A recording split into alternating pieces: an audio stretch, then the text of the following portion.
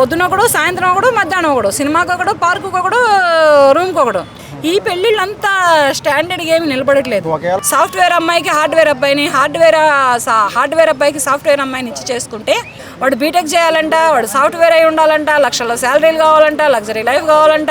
ఇప్పుడు ఇలా పెట్టి ఇలా రెండు చేతులు కలిస్తేనే సౌండ్ వస్తుంది. ఏది సౌండ్ రావట్లేదుగా, రెండు చేతులు విడిపోయినాయి, సౌండ్ ఎక్కడ వస్తుంది? ఒకప్పుడు ప్రేమలో పెళ్ళిళ్ళు అంటే చాలా సీరియస్గా తీసుకునేవారు. ప్రేమించిన అమ్మాయి ఏదైనా చిన్న చీటింగ్ చేసినా సరే ఆ అమ్మాయిని ఏకంగా అంటే ఏదో ఒక యాక్షన్ తీసుకోవడం, వాళ్ళపై హత్య ప్రయత్నాలు చేయడం ఇలాంటివన్నీ జరిగేవి. అలాగే తల్లిదండ్రులు కూడా అమ్మాయి వేరే కుటుంబాన్ని చేసుకుంటే పరువు హత్యలు అన్నీ జరిగేవి.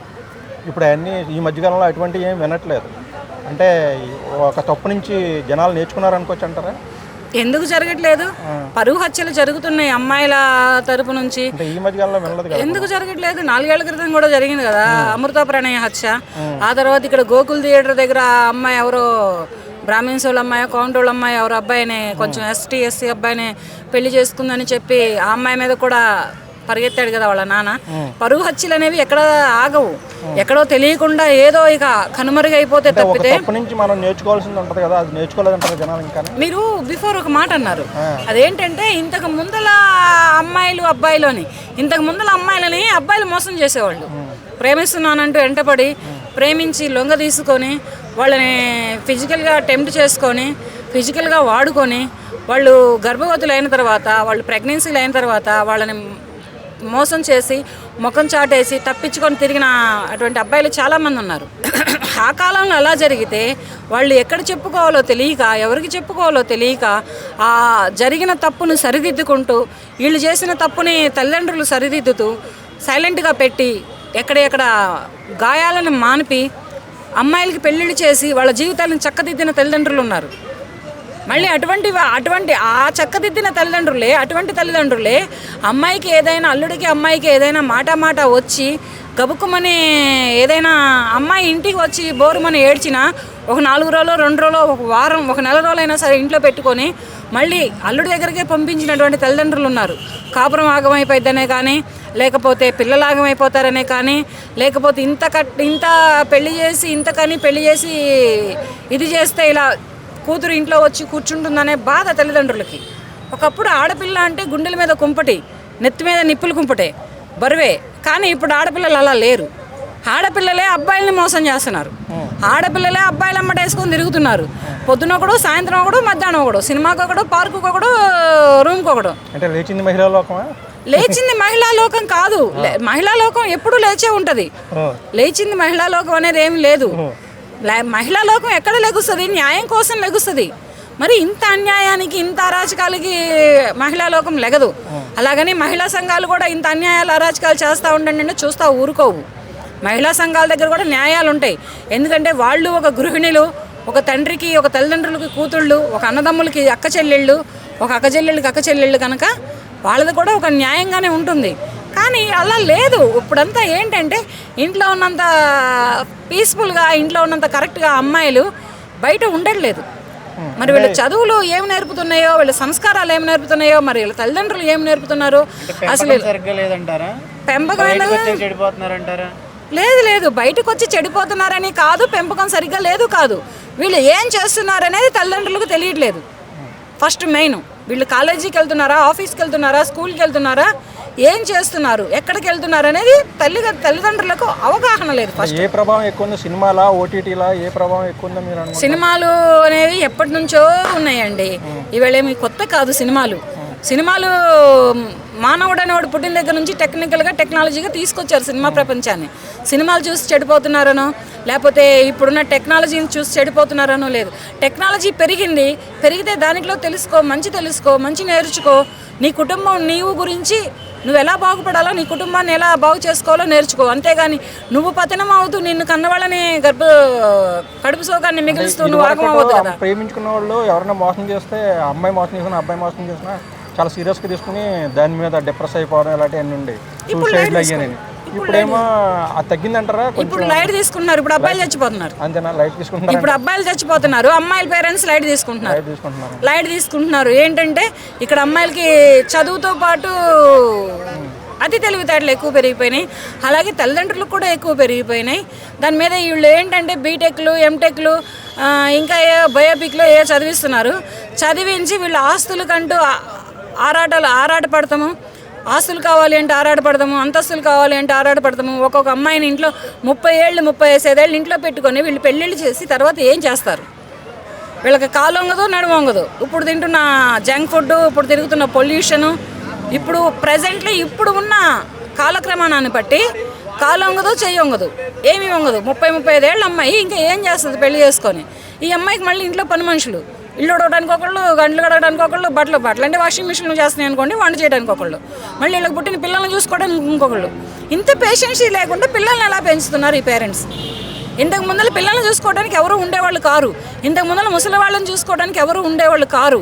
ఇప్పుడు ముసలి వాళ్ళని చూసుకోవాలన్నా ఒక మనిషి, వాళ్ళ కన్నా పిల్లల్ని చూసుకోవాలన్నా ఒక మనిషి, వీళ్ళకి ఇంట్లో పనులు చేయాలన్నా ఒక మనిషి. అంటే ఈ సొసైటీ మోడరైజేషన్లో వచ్చిన సైడ్ ఎఫెక్ట్సే కావచ్చు, లేకపోతే ఇప్పుడు వస్తున్న ఆపరేషన్ డెలివరీసే కావచ్చు, లేకపోతే ఇప్పుడు పెరుగుతున్న ఒబిసిటీసే కావచ్చు, బయట తింటున్న జంక్ ఫుడ్సే కావచ్చు, ఏవైనా కావచ్చు. ఇవన్నీ ఏంటంటే ముందుల అబ్బాయివైనా అమ్మాయివైనా శరీరాన్ని పాడు చేస్తున్నాయి, ఫిజికల్గా పాడు చేస్తున్నాయి. మెయిన్ తింటున్న ఫుడ్, తిరుగుతున్న పొల్యూషన్, ఆలోచిస్తున్న ఆలోచనలు, చేస్తున్న సాఫ్ట్వేర్ జాబులు. ఇప్పుడు సాఫ్ట్వేర్ అబ్బాయిలు అమ్మాయిలకి కళ్ళు చూడండి ఏ రకంగా ఉంటాయో, సాఫ్ట్వేర్ అబ్బాయిల బాడీలు చూడండి ఏ రకంగా ఉంటాయో. వాళ్ళు ఒక్కళ్ళన్నా స్లిమ్గా ఉంటున్నారా? ఆ 4 ఏళ్ళు సాఫ్ట్వేర్లో కూర్చున్నారంటే వాళ్ళ శరీరాకృతులు చూడండి ఏ రకంగా ఉంటున్నాయో. మరి వీళ్ళు ఇప్పుడు పెళ్లిళ్ళు చేసుకొని ఏం చేస్తారు? బాగా పెరిగిపోయింది అంటారా జనాలకి? బద్ధకం కాదు, కూర్చొని పని చేయడానికి అలవాటు పడిపోయారు. లక్షల్లో శాలరీలు, సాఫ్ట్వేర్ ఉద్యోగస్తుడు అయితే చాలు, అమ్మాయిని ఇచ్చేసేస్తున్నారు. అమ్మాయి సాఫ్ట్వేర్, అబ్బాయి సాఫ్ట్వేర్, ఇంతే. ఇక అమ్మాయి అబ్బాయి శరీరాలు ఎలా పెరిగిపోతున్నాయి? వీళ్ళు రేపు పెళ్లి చేసుకొని ఏం చేస్తారు? వీళ్ళు పెళ్లి చేసుకున్న తర్వాత వీళ్ళకి పిల్లలు ఎలా పుడతారు? ఇవేమీ లేవు. ముందలా సాఫ్ట్వేర్. అంటే ఈ పరువు హత్యలు ఇవన్నీ మారినాయి అంటారా, తగ్గినాయి అంటారా కొంచెం? అలాంటి ఒక 25-75% అయితే పరువు హత్యలు అనేవి తగ్గినాయి. ఇప్పుడు ఎవరు అంతగా పట్టించుకోవట్లేదు. కులాంతర వివాహాలు చేసుకుంటున్నారు, లైట్గా తీసుకుంటున్నారు. అమ్మాయి అయినా అలాగే తీసుకుంటుంది.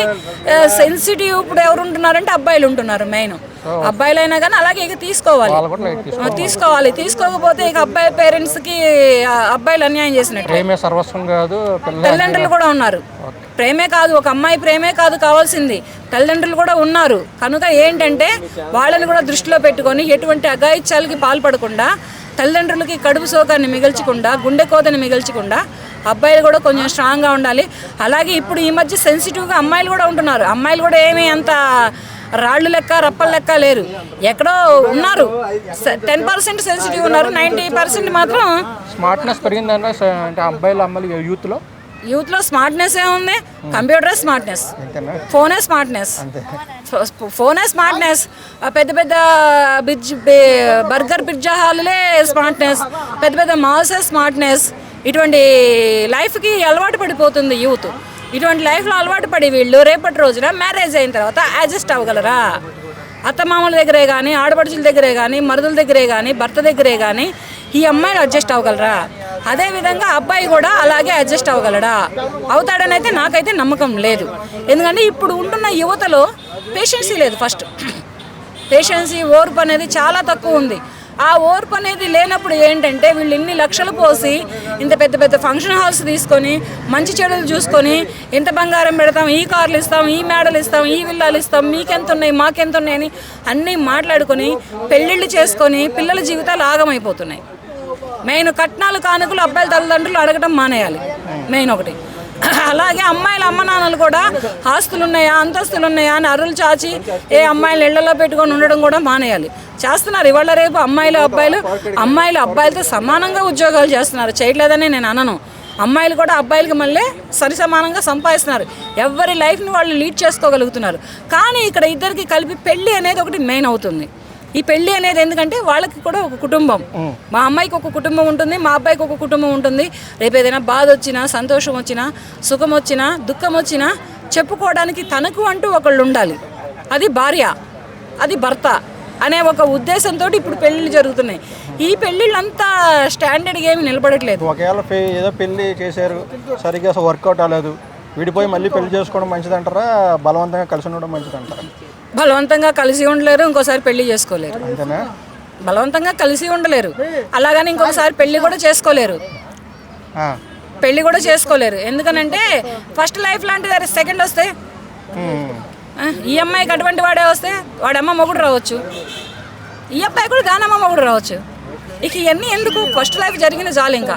కానీ అలాగేమీ ఉండట్లేదు. ఎందుకనంటే ఒక మ్యారేజ్ లైఫ్ దెబ్బతిన్న వెంటనే తల్లిదండ్రులు ఆలోచిస్తున్నారు, మనం జీవితాంతం ఉండము, మనం కొన్నాళ్లే ఉంటాము, ఆ తర్వాత మన పిల్లల పరిస్థితి ఏంటి, మన పిల్లలకి తోడంటూ ఎవరు ఉంటారు అని చెప్పి ఎవరికో ఒకళ్ళకి ఇక గంతకు తగ్గ బొంతని చూసి చేస్తున్నారు. చేయట్లేదని నేను కూడా అనట్లేదు. కానీ ఏంటంటే విషయం ఏంటంటే అమ్మాయిలే కానీ ఇప్పుడు అబ్బాయిలు అంత కట్నాలు కూడా ఎవరు అడగట్లేదు. అబ్బాయిల పేరెంట్స్ కట్నాలు ఎవరు అడగట్లేదు. పిల్లనిస్తే చాలరా అన్నట్టుగా వాళ్ళు ఉన్నారు. వీళ్ళు డిమాండ్లు ఎక్కువైపోయినాయి, అమ్మాయిల తల్లిదండ్రులు డిమాండ్లు ఎక్కువైపోయినాయి. వాడు బీటెక్ చేయాలంట, వాడు సాఫ్ట్వేర్ అయి ఉండాలంట, లక్షల శాలరీలు కావాలంట, లగ్జరీ లైఫ్ కావాలంట, అయితే వెళ్ళా లేకపోతే అపార్ట్మెంట్లో ఫ్లాటు. ఇవన్నీ ఊరకనే వస్తున్నాయా, లేకపోతే ఏదైనా పొలంలో దున్నితే వస్తున్నాయా, లేకపోతే ఎవరైనా సీఎం పొలంలో దున్నుతున్నారా, పిఎం పొలంలో దున్నుతున్నారా? ఇవన్నీ వాళ్ళు ఎవరు ఇవ్వరు. ఎవరు కష్టం వాళ్ళదే. ఎక్కడికి తగ్గ వాళ్ళు అక్కడికే ఉంటారు.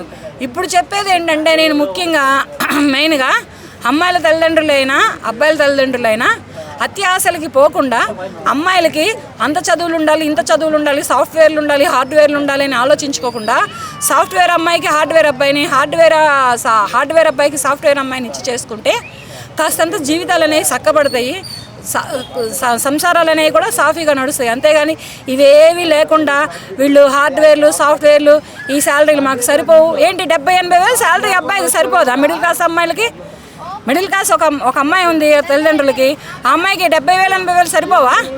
ఇంక అంతకు మించి కావాలా? 1,50,000 జీతం కావాలంట.